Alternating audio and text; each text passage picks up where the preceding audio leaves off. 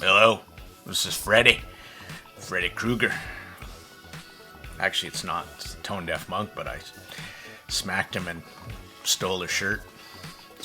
Anyway, Oriveti, OD200, Overdose 200. I've had this set for a while, and I even took it on vacation because it was worthy. So that's a good way to start this video, isn't it? Now, if you guys want me to do more unboxing, presentation kind of stuff, let me know. I typically put a lot of this into the pictures as well. So, the unboxing experience for this set is top end. Absolutely. I'll put some of that in the pictures. Let's get into, I think I would rather talk about the set personally than you looking at boxes and me going, right? So it's a cool experience. If you buy this set, you're going to get a top-notch presentation. Let's talk about, actually, what comes in the box. Now, first thing I would like to shout out to Oriveti is their little cases with the little snap close. Sniff test confirms, as the little sticker on the bottom says, genuine leather. And I would agree. What a lovely little case. Second thing that it comes with, how did I get the hiccups all of a sudden right now? Classic. It comes with a modular cable. Gorgeous baller. Kind of a gray metal 3.5. 4.4. Nice solid little connection. This cable is kind of like a gray, silvery blue wound cable. Not my most favorite cable, a little tangly. Sound quality wise, just ducky. And that's what my impressions are based off of as well. I felt no need to change cables to alter its sound signature whatsoever. Now, this little guy comes with interchangeable nozzles. There's silver nozzles and there's black nozzles. And when I pull up a graph, you can see both tuning curves. My sound impressions are based mostly on the silver nozzles, which knock down the upper mids and highs just a little bit and made it quite enjoyable for me.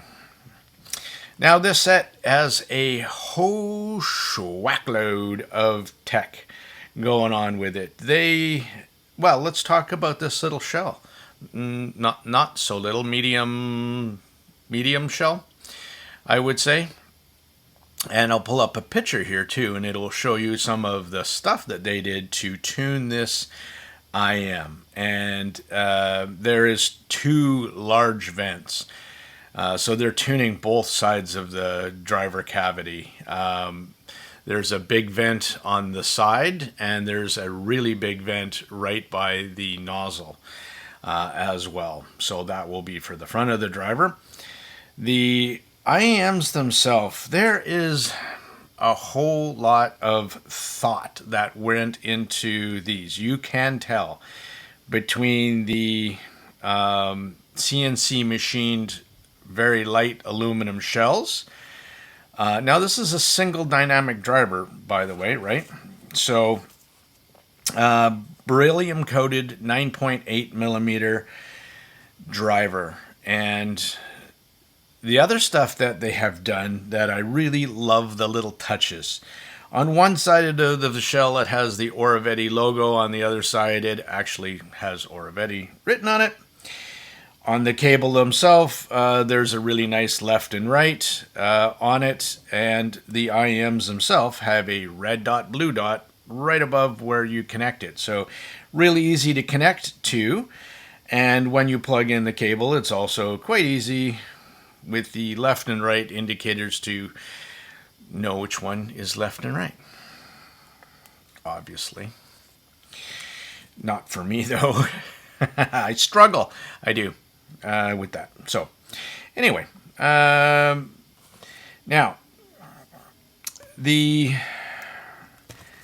this one, I've also reviewed the OD100 and the OH700 VB. And both of those I found that Oriveti's on top of their game. And all three have very different tunings. This one is the softer, more organic OD100. Also a clear step up in price, over doubled its price.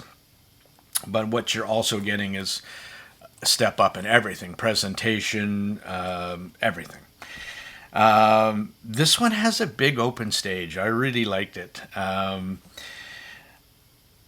also put about 200 hours of burn-in on this before I really got my sound impressions down, and I took it on vacation for a week. What happened to this set after 200 hours, a lot of burn-in, the high super mellowed for me into the fact where I was thinking about even switching over back to the black nozzles to get a little bit more high end.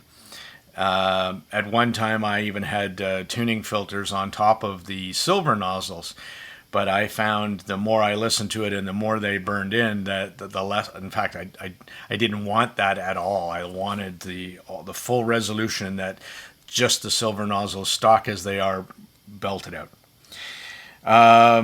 Some of the cool technology which I can relate to that has DAD technology, right?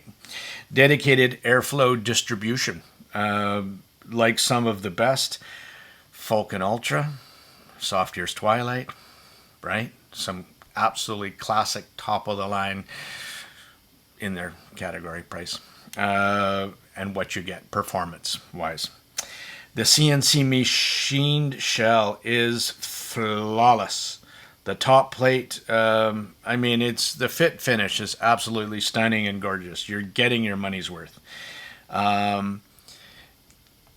So there's two things what makes IMs stand out for me. Timbre, tonality, the accuracy thereof. And I love Barry Driver, so this was kind of a win-win and win-win for me. Super easy to drive to, 16 ohms, 108 dB, so everyone should be able to drive this quite easily.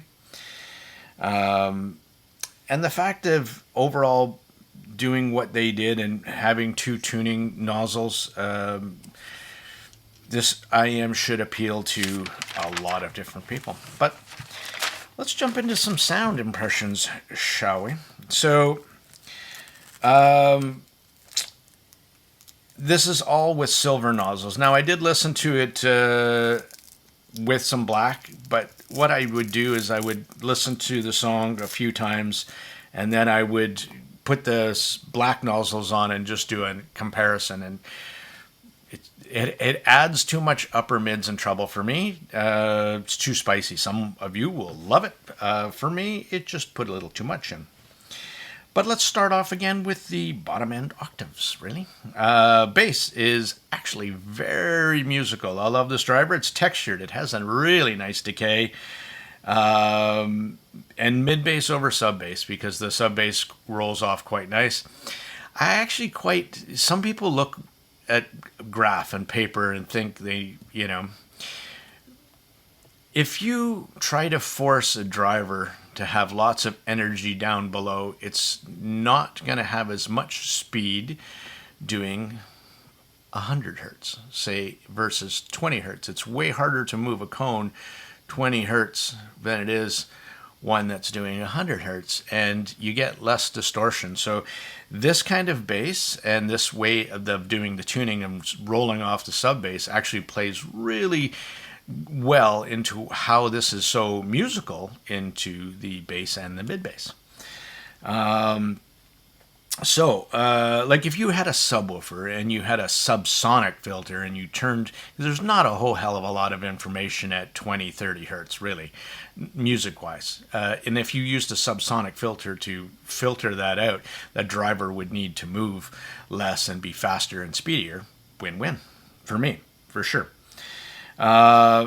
Again, on the mids now, I do find them very neutral, to the warmish side with the silver nozzles more so than the black nozzles, and definitely a tad thinner, more than a little tad thinner on the black. How do the overall mid-range present itself? Well, quite balanced, I find, more so again with the black than with the silver nozzles than with the black. Piano drums sound good in the mix and have nice weight and tone with correct timbre. So, as you know, I'm putting more, or may not know, if you're joining me for the first time, I am putting more and more weight into correct timbre and tonality versus maybe a little bit less colored I am. And I'm a big fan of the OD200 here, for sure. Instruments, they have very nice tonality. Strings could have a bit more air and extension, and they do get that with the black and almost a little bit of fake air and separation because you get more highs. But I would rather have the more laid back presentations with the black nozzle, personally, for me. Sorry, I keep mixing those up. No, it's the silver nozzles that are less energetic, and those are my preference. And especially for listening to stuff like rock. Okay? Now, let's talk about the highs. Now, remember, this is a single dynamic driver, so there's only so much you can squeeze out of one unless you were using more than one. But I find the highs on the OD200 quite nice. They're sparkly, perfect for me, for rock and for jazz. Full on. Never too sharp, never sibilant for me. And this is the kind of tuning I gravitate towards. I really like this presentation. This is one of these sets that I could listen to all day and never get fatigued. And it gives you enough highs and top-end energy to never sound dull or boring. So that plays into microdynamics and dynamics overall to, when you're listening to a soft passage.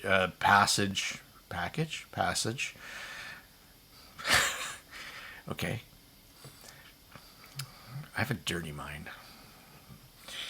And that was an inside joke inside my head, but I can't share it. Anyway, and where the hell was I?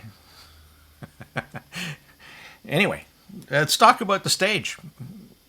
It's wide enough to give vocals and instruments, placement-wise, spatial clues, right? But play more within your head. So it's not a massive wide stage, but I really liked how the OD200 was able to place separate instruments inside of a track inside of your headspace and it's in its own space. And that was really well done. I thought it was really quite above average for that, for sure. Just to give you a couple track impressions, again, using the silver nozzles, Do It by Ray Morris. I love the vocals. I love the vocals on this set. I really think it has really nice energy. Really good for female vocals as well. Very correct in its pitch and tonality. With this particular track, I'm listening to the bass drops, and this is where this set would falter a little bit, though not by much, where it did the drops because it has such nice texture and quality in the bass, but it didn't go massively low like a set that would be more sub-bass focused, right? Like my The Audio Oracle or like a Dunu Falcon Ultra. But I'll get into some comparisons in the end here. But the bass still has nice drops. It didn't falter. Lux Eterna by Metallica. So this is where I'm listening to the mid bass. Kind of wishing it had a bit more mid bass punch in this particular song. So kicks and stuff, while they sound good, this is definitely not a bass head set, and it's not bass focused or emphasized, if that's what you're looking for. Now, another track that I wanted to listen to for bass would have been an EDM, right? Electronic music, Electrified 2 by Yellow. Smooth, again, super fun, no sibilants, but it does miss that mid-bass attack of EDM that I love. But the positive note is you can certainly play this one loud. Medellin by Madonna and Maluma. Maluma. Nice vocals again. That was my entire notes on that one. Poem of Chinese Drum by Hawkman Yim.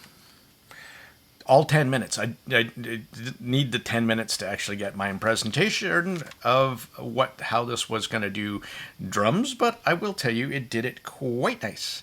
Bass has nice weight, has nice decay, great texture, well done. I do like the bass on the set. Won't be for everybody. It's a little bit of a different presentation, but I still would rather take quality bass over quantity any day. All day. Now, some of the cons. Let's go to you always give me the ugly first, right? This is not a bass head I am. This is not a treble head I am. Well, getting closer with the black nozzles. Don't screw this one up, Monk. But still, it doesn't have class-leading air and separation. You need something that goes well beyond 10K and has lots of energy out there to make it a true kind of treble head and definitely be above the bass and mid-bass level. And this set doesn't do that, so I would not call it a treble head. I am either. So if you're a treble head, sorry. The air separation, and again, is not class leading, nor is it stage, though I did enjoy it. But again, that air and separation on the top end, you would need a whole lot more energy up top and out further to give it that. So not too many negatives here, but it's good to know. So it's the OD200 wins. Comfort. Wow, that shell. Fantastic. It's musical above all else. Huge wins in my books. All the accessories, the unboxing is truly worth the money, the $200 US that the set is asking for. The smooth, fatigue-free highs. Again, huge win for me.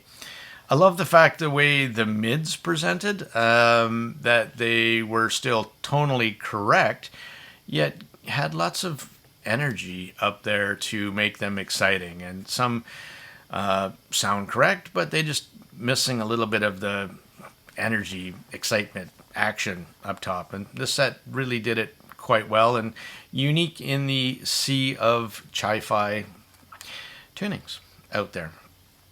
So this is for you harmonish lovers, actually quite harmonish, and for you harmonish haters, I'm sorry, but you would miss out on a perfectly nice set. So I certainly enjoyed my time with the OD200.